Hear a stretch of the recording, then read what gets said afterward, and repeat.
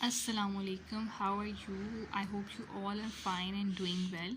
आज की जो हमारी वीडियो है वो एक्चुअली SLOs बेस्ड इंग्लिश का सेकेंड ईयर का पार्ट 2 का जो हमारा पेपर है, जिस मतलब हमारे फेडरल बोर्ड में जो हमारे पास वेबसाइट है FPISC की, उस पर अपलोड किए गए 3 सेट। ठीक है, तो मैं कोशिश करूँगी ये तीनों सेट को हम डिस्कस करें। ठीक है, डिस्कशन हमारी अभी डीपली नहीं होगी, हम सिर्फ ये डिस्कस करेंगे कौन से सेक्शन में कौन सी चीज़ आ रही है और कौन कौन से टॉपिक्स हमें कवर करने चाहिए जिससे हमारे ऑब्जेक्टिव सॉल्व हो जाए, हम पैराग्राफ को अटैम्प्ट कर सकें, पोइम को अटैम्प्ट कर सकें, अपनी ग्रामर अटैम्प्ट कर सकें। बेसिकली हम टॉपिक्स में आपको आज बताऊँगी कि आपको कौन कौन से टॉपिक्स को पढ़ना चाहिए जिससे आपका ये क्लियर हो जाएगा। फिर हम कोशिश ये करेंगे कि हम इसको मतलब सोल्यूशन तो आपको अवेलेबल है, आपके जो सोल्यूशन सेट्स हैं वो इस पेपर के जो है वो वेबसाइट पे अवेलेबल है, लेकिन फिर भी उन सोल्यूशंस को भी हम डिस्कस करेंगे, कैसे हम पैराग्राफ के क्वेश्चंस को निकाल लें, किस तरह से हम उसको सॉल्व करें, पैराग्राफ के लिए हमें कहाँ कहाँ से मतलब रीडिंग करनी चाहिए, जो हमारा जो है पैराग्राफ और पोइम वाला पार्ट हो जाए, वो हम बाद में डिस्कस करेंगे, नेक्स्ट वीडियोस में डिस्कस करेंगे। पहले हम पेपर्स को डिस्कस करेंगे, क्योंकि मैंने ये नोट किया है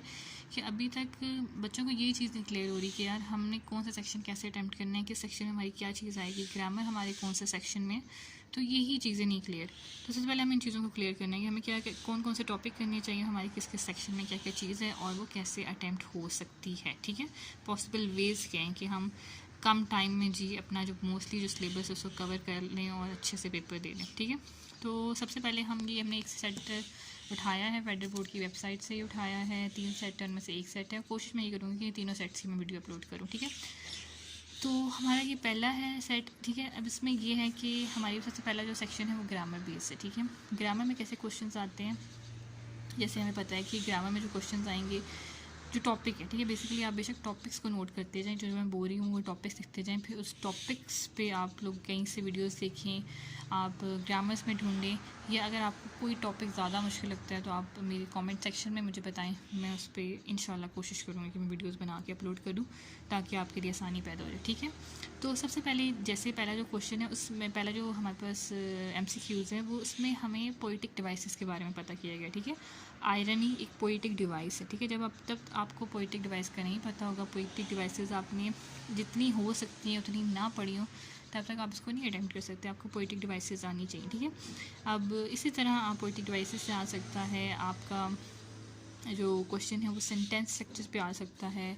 आपका क्वेश्चन जो है, आप ये टॉपिक्स नोट करते रहें, टॉपिक जब आप नोट कर लेंगे ना, आपको पता होगा मैं ये टॉपिक्स जब तक क्लियर नहीं करूँगा मेरे ऑब्जेक्टिव सॉल्व नहीं हो सकते। ठीक है, ट्रांजिशनल डिवाइसेस पे क्वेश्चन आ सकते हैं, उसके बाद अंडरलाइन जो वर्ड है उसकी मीनिंग पे क्वेश्चन आ सकते हैं, उसके बाद स्टोरी रिलेटेड क्वेश्चन आ सकते हैं, स्टोरी में कौन से पर्सन हम यूज़ करते हैं, कौन सी नरेशन यूज़ होनी होती है, ये इस तरह के स्ट्रक्चर बेस्ड क्वेश्चन जो हैं वो आ सकते हैं। ठीक है, उसके बाद जो हमारा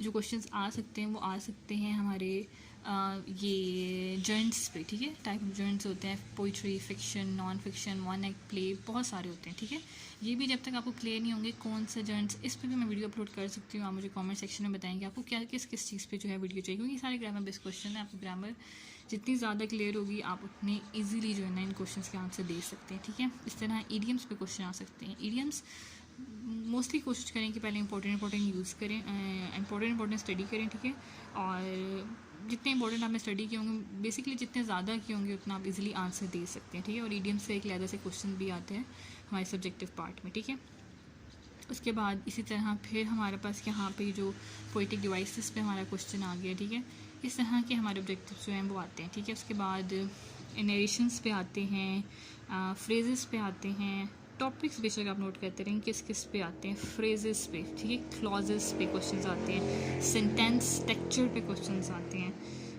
टाइप ऑफ सेंटेंसेस पे आते हैं, like this, compound sentence, simple sentence. ये सारे टॉपिक आपने पढ़े होंगे, तो आई गेस कि आप ऑब्जेक्टिव मैक्सिमम ऑब्जेक्टिव जो आप सॉल्व कर सकते हैं। ठीक है,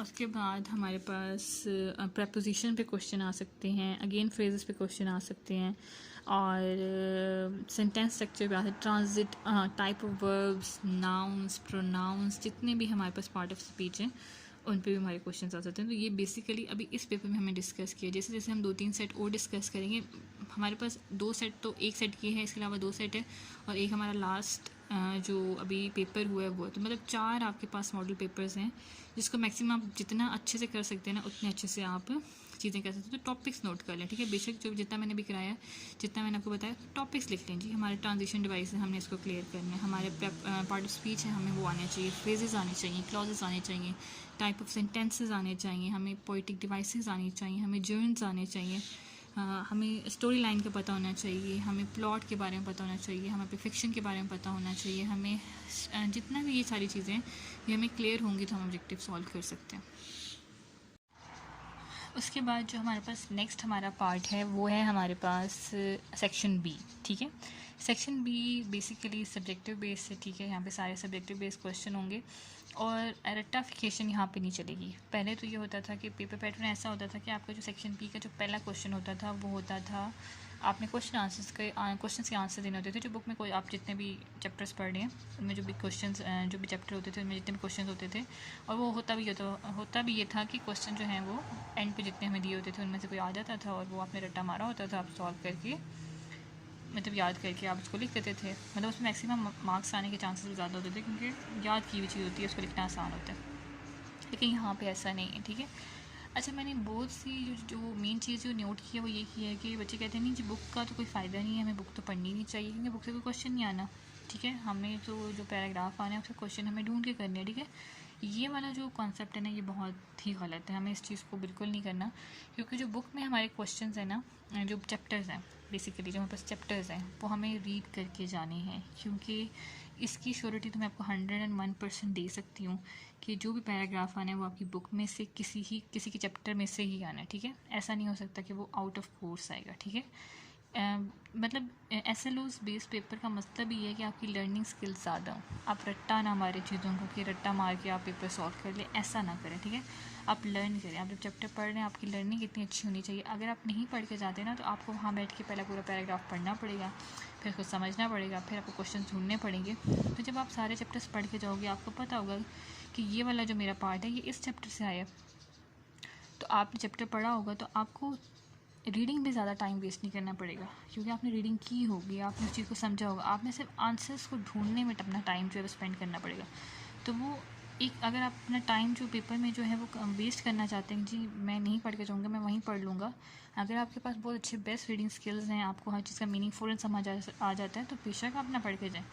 लेकिन मोस्टली स्टूडेंट को ज़रूरत होती है, तो इसलिए कोशिश ये करें कि चीज़ें पढ़ के जाएँ, ठीक है। क्योंकि ये तो 101% मैं अगेन कह रही हूँ, मुझे श्योरिटी है कि जो आपका पैराग्राफ है वो आपकी बुक से ही आना है। तो बुक के चैप्टर्स अच्छे पढ़े होंगे, उनको रीड आउट अच्छा किया होगा तो आप फ़ौरन पिक कर लेंगे कि ये पैराग्राफ मेरे इस चैप्टर से आया है और मैंने पढ़ा हुआ है, तो मैं एक दफ़ा रीडिंग करके इसके आंसर्स दे सकता हूँ, ठीक है। इसमें कोई मतलब 28 नंबर मुझे लगता है मुफ्त के हैं अगर आपने चैप्टर्स पढ़े हों, क्योंकि आपने आंसर्स देने, और आंसर्स की जो स्ट्रेटजी है वो आपकी ये होनी चाहिए कि आप कोशिश करें कि अपनी इंग्लिश बनाने की कोशिश करें। लेकिन अगर बहुत बैड है, आप नहीं बना सकते, तो बेशक आप पैराग्राफ की इंग्लिश उठाएं, लेकिन उसमें थोड़ी सी चेंजेस करें।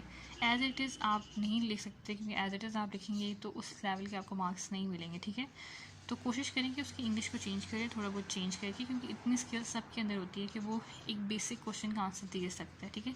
जब आपके पास आपके सामने जो है मटीरियल भी पड़ा हुआ है, ठीक है, आपको मटीरियल की भी ज़रूरत नहीं है, ठीक है। आपको सामने पड़ा हुआ है कि ये आंसर है, उसको चेंज करना। जितनी आप प्रैक्टिस करेंगे, कोशिश करें कि ये पैराग्राफ पढ़ें, इसे क्वेश्चंस को लिखें और आंसर्स बनाने की कोशिश करें।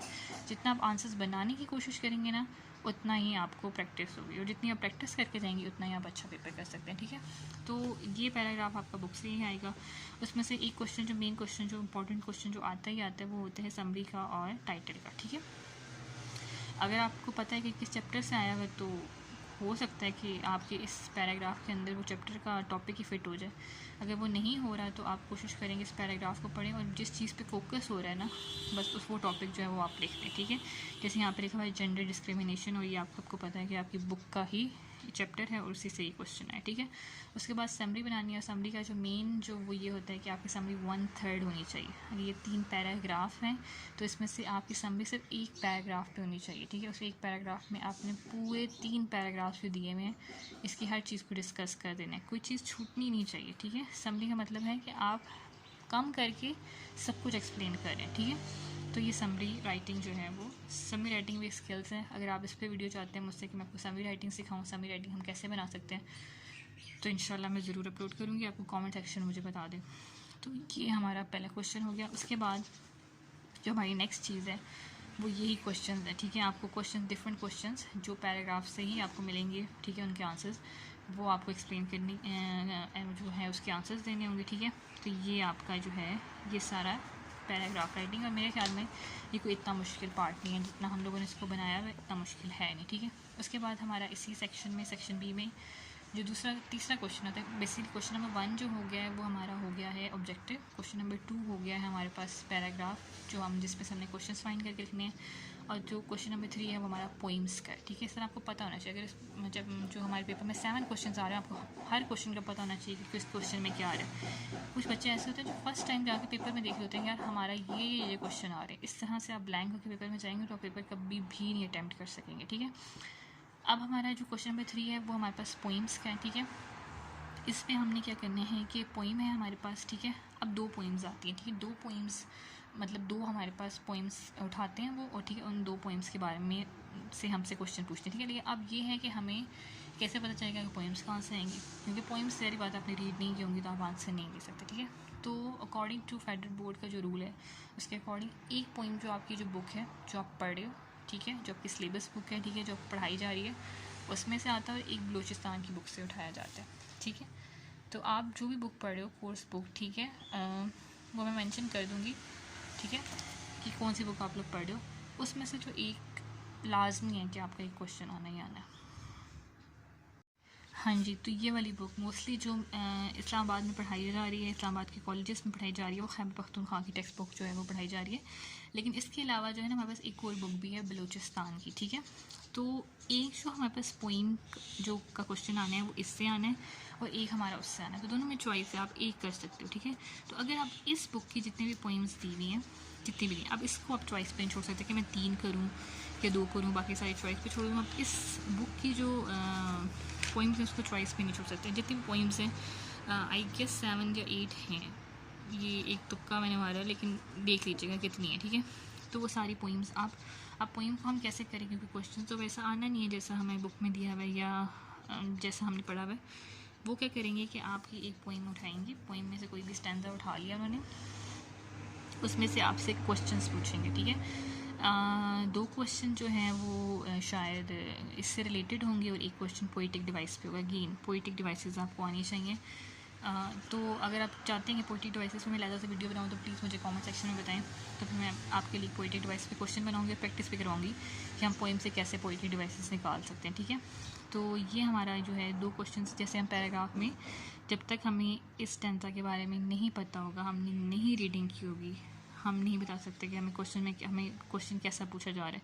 पैराग्राफ में तो शायद फिर भी आप थोड़ा सा रीड करके आंसर कर सकें, लेकिन पोइम का जब तक आपको, जैसे कहते हैं ना उर्दू में, तशरीह नहीं पता होगी तो आप कैसे उसका आंसर कर सकते हैं, ठीक है। तो उसके लिए आपको अपनी बुक की, या तो बलूचिस्तान की बुक को कंसर्न करें और उसके सारे क्वेश्चंस कर लें, सारी पोइम्स कर लें, या फिर आप खैबर पख्तूनख्वा की बुक को कंसर्न करें और उसके फिर सारे के सारे पोइम्स करें। पोइम्स को चॉइस पे ना छोड़ें, उसकी बेसिकली कैसे करें, ठीक है। हमें कि स्टैंजा पढ़ें, उस स्टैंजा की हमारे पास, आपके पास ग्रामर्स है, ठीक है। हम ग्रामर्स में वहाँ पे उर्दू में भी आपको बताया गया होता है, आपको इंग्लिश में भी उसको एक्सप्लेन किया गया होता है, तो हर स्टैंजा को अलग-अलग से सबकी रीडिंग कर लें, ठीक है। मतलब हर रोज़ आप अगर 2 पोइम से पढ़ रहे हैं तो आपकी अच्छी खासी जो है पोइम की अच्छी खासी रीडिंग होगी, आपको पूरी पोइम समझ आ जाएगी। जब आपको पोइम समझ आ जाएगी तो आप क्वेश्चन आंसर बहुत ईजिली दे सकते हैं, ठीक है। तो ये 2 पोइम्स होंगी, आपने एक करनी होंगी। अगर आपने अपनी बुक से कर लिए सारे के सारे पोइम, अगर आपके पास खैबर पख्तूनख्वा की है तो आप इससे सारी पोइम्स करें, बलूचिस्तान की तो आप उससे करें, दोनों में से किसी एक में से ही आएगा, ठीक है। तो आप सॉल्व कर लेंगे इंशाल्लाह, ठीक है। तो ये हो गया हमारा जो पार्ट सेक्शन था, ठीक है। उसके बाद हमारे पास जो एक और क्वेश्चन आता है, ठीक है। अभी ये सारे बुक रिलेटेड क्वेश्चन आप देख रहे हैं। अभी हम कहते हैं कि नहीं, हम बुक को छोड़ देते हैं, हम बुक के कोई क्वेश्चन नहीं करते, बुक तो फजूल है जी, बुक को तो छेड़ना ही नहीं है, ऐसा नहीं करिएगा, ये गलती बिल्कुल ना करिएगा। पोइम्स भी आपकी बुक से आनी है, आपका पैराग्राफ भी आपकी बुक से आना है। आपका ये जो हमारे पास जो पोइम्स वाला पार्ट है, इसका क्वेश्चन नंबर 3 का ए पार्ट है, बी पार्ट है। ए पार्ट तो पोइम वाला हो गया, जो बी पार्ट है उसमें आपके नॉवल रिलेटेड क्वेश्चन आने हैं, ठीक है। उसमें भी अगेन कभी भी आपसे ये नहीं पूछेंगे कि नॉवल में ये, जैसे Lord and Flies I guess आपका जो है खैबर पख्तूनख्वा की बुक में जो आपका लॉर्ड एंड फ्लाइज वाला चैप्टर है, नॉवल है, वो ये नहीं पूछेंगे राफ कौन है, जैक कौन है, पिगी कौन है, कभी भी नहीं ऐसा क्वेश्चन आएगा। क्वेश्चन हमेशा कॉन्सेप्ट बेस्ड आएंगे। आपको पता होना चाहिए कि प्लॉट क्या होता है, ठीक है, प्लॉट में क्या क्या चीज़ें होती हैं, आपको ये पता होना चाहिए करैक्टर्स क्या होते हैं, सिंबल्स क्या होते हैं, मेन चीज़ें, ये सारी हेडिंग्स आपको पता होंगी। आपने इन पे अच्छी सी रीडिंग की होगी तो आप आंसर दे सकते हैं, ठीक है। इसमें ज़्यादातर आपको कॉन्सेप्ट बताना होगा कि यार करैक्टर के बारे में क्वेश्चन होगा तो करैक्टर क्या है, ठीक है। फिर आप उसको अपने नावल के साथ रिलेट करके बताओगे जी हमारे जो हमने नावल रीड किया है उसमें ये करैक्टर्स थे, इन करैक्टर्स का ये रोल था, ठीक है। इसी तरह अगर आपके प्लॉट पे क्वेश्चन आ जाता है तो आपको पता होना चाहिए कि आपने जो नावल पढ़ा उसका प्लॉट किया है, ठीक है। आप पहले प्लॉट को एक्सप्लेन करोगे, फिर आप बताओगे आपने जो नावल रीड किया है उसमें कैसे प्लॉट पूरा बना गया, कैसे आपका स्टोरी में क्लाइमैक्स आया, कैसे रेजोल्यूशन हुई है, कैसे राइजिंग एक्शन हुआ है, कैसे फॉलिंग एक्शन हुआ है। तो बेसिकली ये नावल से क्वेश्चन जो है वो इस तरह से आते हैं, ठीक है। जैसे इस पेपर में 2 क्वेश्चन आए हैं जिसमें पहला क्वेश्चन कैरेक्टर्स के बारे में और दूसरा क्लाइमैक्स और एंटी क्लाइमैक्स के बारे में, ठीक है। तो इसको हम डीपली स्टडी करेंगे इंशाल्लाह, लेकिन अभी हम डीपली स्टडी नहीं करें तो हम उसको इतना डिस्कस नहीं करें, लेकिन फिर भी आपको पता होना चाहिए कि हमारी चीज़ें कैसे आती हैं और हम उसको कैसे अटैम्प्ट करना है, ठीक है। यहाँ पे हमारे पास जो हमारे जो सेक्शन बी है वो एंड होता है, उसके बाद हमारा सेक्शन सी स्टार्ट होता है। अब सेक्शन सी में क्या हुआ, ठीक है जी। सेक्शन सी में ये मैंने सोल्यूशन पेपर लिया है मैंने, तो मैं कोशिश करूँगी नेक्स्ट टाइम मैं सोल्यूशन पेपर ना लूँ, मैं सब्जेक्टिव जो हमारा क्वेश्चन पेपर होता है उसको लेके चलूँगी। यहाँ पे सोल्यूशन है तो थोड़ा डिफिकल्टी हो रही है कि हम कैसे स्टडी करें उसको, ठीक है, लेकिन फिर भी एनीवेज हम करते हैं, ठीक है। तो जो हमारा सेक्शन सी का जो पहला क्वेश्चन होगा, अब हम क्वेश्चन नंबर 4 में पहुँच गए, तो हमें पहले क्वेश्चन को सारा हम रिवाइज करेंगे। क्वेश्चन नंबर 1 में क्या था ऑब्जेक्टिव, क्वेश्चन नंबर 2 में क्या था पैराग्राफ राइटिंग, क्वेश्चन नंबर 3 में क्या था पोइम्स, और क्वेश्चन नंबर 3 के 2 पार्ट थे, एक पार्ट में पोइम के बारे में पता किया था और दूसरे में नॉवल की डिस्कशन थी, ठीक है। अब सेक्शन सी है, सेक्शन सी को हमने कैसे अटैम्प्ट करना है, ठीक है। सेक्शन 3 में हमारे पास क्या है, सेक्शन सी में उन्होंने एक तो आपके पास पैराग्राफ राइटिंग आएगी, ठीक है। अब पैराग्राफ जो है वो आपके पास स्किल्स होने चाहिए पैराग्राफ लिखने के, क्योंकि मोस्टली ये होता है कि पैराग्राफ ये नहीं हो सकता कि जी हम सोल्यूशन सेट्स के पैराग्राफ पढ़ के चले जाते हैं, या हम ग्रामर में मोस्टली जितने हमें इंपॉर्टेंट लगते हैं हम पढ़ के चले जाते हैं तो हमारा हो जाएगा। मोस्टली आपने जो नहीं पढ़े होते ना उसमें से आ जाता है, ठीक है। तो रट्टाफिकेशन नहीं करनी, हमने अपने कॉन्सेप्ट क्लियर करने हैं, हमने प्रैक्टिस करनी है ताकि हम खुद से कर सकें, क्योंकि SLOs बेस पेपर का मकसद ही है कि आपकी लर्निंग स्किल को बढ़ाया जाए, रट्टाफिकेशन से आपकी जो है जान छुटाई जाए, ठीक है। तो ये पैराग्राफ राइटिंग है, हमारे क्वेश्चन आते हैं 2 पैराग्राफ्स होते हैं, आपने 1 पैराग्राफ अटैम्प्ट करना होता है, ठीक है। उसके बाद हमारे पास जो नेक्स्ट क्वेश्चन नंबर 4 हो गया, क्वेश्चन नंबर 5, क्वेश्चन नंबर 5 के 2 पार्ट्स आ रहे हैं, ए और बी, ठीक है। ए पार्ट में वो जो है मतलब ये कभी कभी पार्ट्स चेंज हो जाते हैं, ठीक है। अगर मैं दूसरा स्लाइड लूँगी तो उसमें थोड़ा सा चेंजेस करके कोई एक नई चीज़ डाली होगी, लेकिन मोस्टली जो हमारे पास चांस है कि ये आएगा ही आएगा, उसमें हमारे पास ये है जी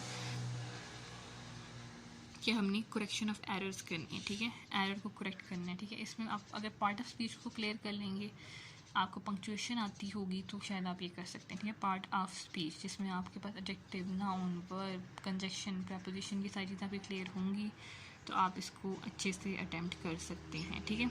उसके बाद हमारे पास ये जो इसका जो बी पार्ट है वो ईडियम्स होता है, ठीक है। अगेन ईडियम्स, कभी कभी वो ईडियम्स ऐसे दे देते हैं कि आपको ईडियम्स दे देते हैं और आपने जो है ना उन ईडियम से सेंटेंसेस बनाने होते हैं, लेकिन समटाइम्स ये होता है कि वो आपको पूरा सेंटेंस जो है वो दे देंगे, ठीक है, उसमें कोई ईडियम से रिलेटेड क्वेश्चन कर लेंगे, ठीक है। लेकिन यहाँ पर उन्होंने कहा है कि ईडियम्स थी में उसके सेंटेंसेस बनाने, या कभी कभी होता है कि ईडियम्स फाइंड करने, कुछ इस तरह के क्वेश्चन होते हैं, लेकिन ये क्वेश्चन जो है वो ईडियम्स पर ही होता है, ठीक है। तो ये हमारा ईडियम वाला क्वेश्चन हो गया। उसके बाद हमारे पास नरेशन होती है, ठीक है, change the following sentences into the narration. अब हम क्वेश्चन नंबर 5 पे, ठीक है, क्वेश्चन नंबर 5 हम अटैम्प्ट करें। क्वेश्चन नंबर 5 का A part correction of error, question number 5 का बी पार्ट जिसमें हम लोग ईडियम्स करें, या क्वेश्चन नंबर 5 का सी पार्ट जिसमें हम नरेशंस करें, ठीक है। तो ये इसके 3 पार्ट्स होते हैं, डायरेक्ट इनडायरेक्ट आपको आएंगे तभी आप ये सॉल्व कर सकेंगे, सही है। उसके बाद हमारे पास जो क्वेश्चन नंबर 6 होता है, क्वेश्चन नंबर 6 पे हम आ गए। क्वेश्चन नंबर 6 जो होता है वो हमारे पास होता है कि हमने रिपोर्ट राइटिंग करनी है, ठीक है। रिपोर्ट राइटिंग भी मैक्सिमम आप जितनी पढ़ सकते हैं, रिपोर्ट राइटिंग की भी एक स्किल्स हैं, आपको वो स्किल्स आएंगी, आपको पता होगा कि मैंने कैसे स्टार्ट करना है, ठीक है, कैसे मैंने सजेशंस देनी है, मेरी हेडिंग्स क्या होंगी, मैंने किस तरह से चीज़ों को लेके जाना है। ये जो आपका जो ये वाला पार्ट है इसको तो आप रट्टा मार लेते हैं कि इतनी लाइंस छोड़ के ये लिखना है, इतनी लाइंस छोड़ के ये लिखना है, ये हो जाएगा, लेकिन जो मेन बीच में जो मटेरियल डालना है वहाँ पे फंस जाते हैं हम लोग। तो उसको कैसे करना है, ठीक है, उस पर भी अगर आपको वीडियो चाहिए, आप चाहते हैं कि रिपोर्ट राइटिंग पे वीडियो हमें बना के दें, हमें रिपोर्ट राइटिंग सीखनी है, तो इंशाल्लाह मैं इस पर ज़रूर वीडियो बनाऊँगी, ठीक है। क्वेश्चन नंबर 6 हमारा रिपोर्ट राइटिंग है, और इसी के साथ जी हमारा जो है मेरे ख्याल में पेपर ख़त्म हो जाता है, ठीक है। तो ये हमारी सारी चीज़ें थी, ठीक है। इसको हमने ऊपर से डिस्कस किया, हमने सिर्फ इतना डिस्कस किया कि हमें पता होना चाहिए कि हमारा पेपर पैटर्न क्या है जी। हमें यही नहीं पता जी हमारा पेपर पैटर्न क्या है और हम पेपर देने चलें। तो ये चीज़ें आपको पता होनी चाहिए, आपको क्लियर होनी चाहिए, तभी आप पेपर सॉल्व कर सकते हैं, ठीक है। अब इनमें बहुत से टॉपिक्स हैं, ठीक है, क्योंकि इस तरह से तो क्लियर नहीं होता ना कि पेपर पैटर्न पढ़ने से तो आप पेपर सॉल्व नहीं कर सकते, आपको चीज़ों को पता होना चाहिए जी। तो ग्रामर बेस्ड जितने क्वेश्चन हैं, नावल बेस्ड जितने क्वेश्चन हैं, पैराग्राफ को कैसे हमने करना है, पोइम्स को हमने कैसे करना है जी, रिपोर्ट राइटिंग हम कैसे करें, अगर इस पर आप वीडियोस चाहते हैं तो मुझे कमेंट सेक्शन में बताएं, मैं इंशाल्लाह आपको ज़रूर बताऊंगी। और मेरी कोशिश होगी कि मैं आपको जितनी अच्छी हो सकती है उतनी अच्छी तैयारी कराऊँ। और अगर आपको मेरी ये वीडियो अच्छी लगी है तो लाइक करें, शेयर करें, सब्सक्राइब करें और बेल आइकॉन को प्रेस करें, ताकि मेरी नई नई वीडियोस आपको मिलती रहें और आप अच्छी से जो है ना अपनी फाइनल्स की तैयारी करें। फाइनल्स तो भी काफ़ी दूर हैं, इसके बीच में मिड्स भी आने हैं, तो अपनी जो कॉलेज के लिए कॉलेज के जो पेपर्स हैं उसके लिए भी अपने आप को प्रिपेयर करें। जितना आप प्रैक्टिस करेंगे, जितने आप अच्छे अपने जो टेस्ट हैं, अपने कॉलेज के पेपर्स हैं, बोर्ड हैं, प्री बोर्ड को अटैम्प्ट करेंगे, उतना अच्छा आप फाइनल का पेपर जो है फिर अटैम्प्ट कर सकते हैं, ठीक है। इसी के साथ आज की वीडियो ख़त्म करते हैं। होप सो आपको मेरी वीडियो बहुत अच्छी लगी होगी, और आइंदा जो मेरी वीडियोज़ आएंगी आप उसको भी देखेंगे। तो इंशाल्लाह इसी उम्मीद के साथ इस वीडियो को ख़त्म करते हैं। अल्लाह हाफ़िज़।